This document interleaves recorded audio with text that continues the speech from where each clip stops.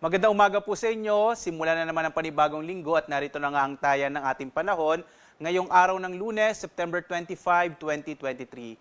Sa ating latest satellite images, ito hong low pressure area na nasa may western part ng ating bansa ay patuloy ngang papalayo na sa ating Philippine Air Responsibility at yung southwest monsoon, ito yung tinatawag ding hanging habagat, ang nakakaapekto sa kanlurang bahagi nitong Southern Luzon at gayon din sa may Kabisayaan. Kaya inaasahan pa rin natin sa araw na ito, medyo maulap yung kalangitan at malaki yung tsansa ng mga pag-ulan, partikular na sa Mimaropa, kasama din yung sa may bahagi ho ng Cavite, Batangas at dito sa may Zambales at sa Bataan. Samantala, ito hong low pressure area na nasa labas ng Philippine Area of Responsibility, yung trough ho nito ay tinatawag na extension, ay inaasa natin magdadala rin ho ng maulap na kalangitan, partikular na sa may Eastern Visayas at sa may lalawigan ho ng Masbate. Kaya mapapansin ho natin yung malaking bahagi ng Kabisayaan, sa araw ho na ito, asahan ho ninyo medyo maulap pa rin yung kalangitan na mas may malaking tsansa ng mga pag-ulan. Samantala, itong bahagi ng Kamaynilaan at nalalabing bahagi ng Luzon, gayon din dito sa may Mindanao,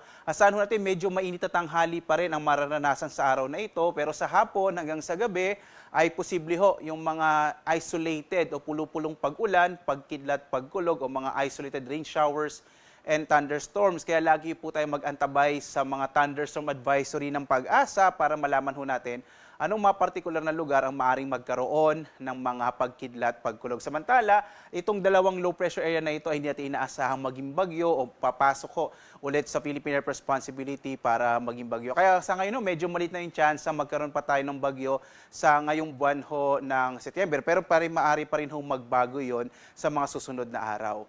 At narito ang ating inaasahang panahon, partikular na sa may bahagi ho ng Luzon, ang western part ho ng Luzon, yung bahagi nga ng Mimaropa, kasama yung Bataan, Zambales, Cavite at Batangas, malaki yung tsansa ng pag-ulan sa araw na ito. Habang yung nalalabing bahagi ho ng ating ng Luzon ay makararanas naman ng mainit at na tanghali, habang malaki pa rin yung tsansa ng mga isolated rain showers and thunderstorms sa hapon hanggang sa gabi. Ang agwat ng temperatura sa Lawag ay mula 26 to 32, habang sa Baguio 17 to 24 degrees Celsius, sa Tuguegarao naman hanggang 33 degrees Celsius, sa bahagi ng Kamaynilaan 26 to 32 degrees Celsius, habang sa Tagaytay 23 to 29 degrees Celsius, sa Legazpi naman 25 to 32 degrees Celsius, habang sa Kalayaan Islands sa 25 to 31 degrees Celsius, sa bahagi naman ng Puerto Princesa ay hanggang 31 degrees Celsius.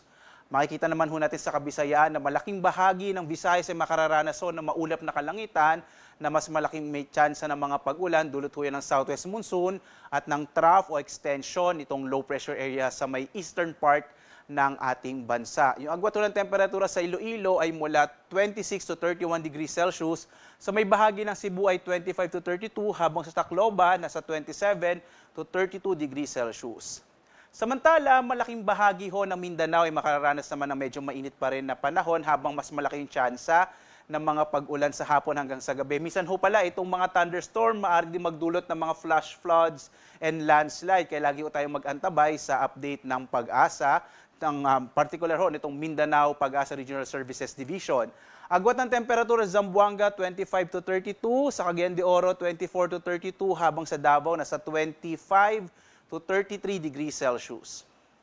Samantala, wala ho tayong nakataas sa gale warning, ibig sabihin ligtas namang pumalaot yung mga maliliit na sasakyang pandagat at maliliit na mga bangka dito sa mga baybayin ng ating bansa. Pero kapag meron ho tayong mga thunderstorms, posibleng biglang lumakas yung alon ng ating karagatan, kaya iba yung pag-iingat pa rin, lalong-lalo na sa may maliliit na mga bangka.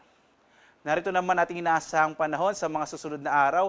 Dito sa Kamaynilaan at sa Metro Davao, pati sa Baguio City, inaasahan natin hanggang araw ng Huwebes, patuloy na generally fair weather ho o mainit at tanghali pa rin maranasan, habang malaki yung tsansa ng mga pagkidlat pagkulog sa hapon hanggang sa gabi.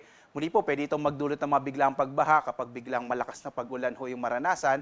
Sa Legazpi naman, maaaring makaapekto ulit yung trough, kaya pagdating ng araw ng Miyerkules at Huwebes, posibleng medyo maulap yung ulit yung kalangitan na may tsansa ng mga pag-ulan. Sa Metro Cebu, patuloy yung pag-ira ng southwest monsoon, kaya hanggang bukas, asahan pa rin itong maulap na kalangitan. Pagdating ho ng Miyerkules at Huwebes, ay asahan na rin ho yung generally fair weather na may mga isolated thunderstorms.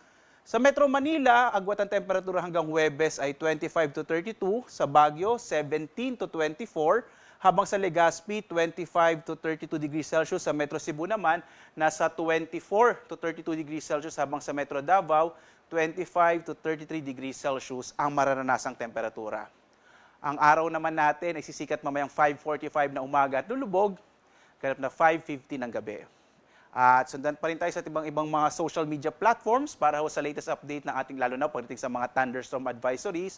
Meron tayo po dito sa X, sa Facebook, sa YouTube at sa ating website pag-asa.dosc.gov.ph. At live po na nagbabalita mula dito sa Pag-asa Weather Forecasting Center. Ako naman si Obet Badrina. Maghanda po tayo lagi para sa ligtas na Pilipinas. Maraming salamat po. Magandang umaga sa inyong lahat.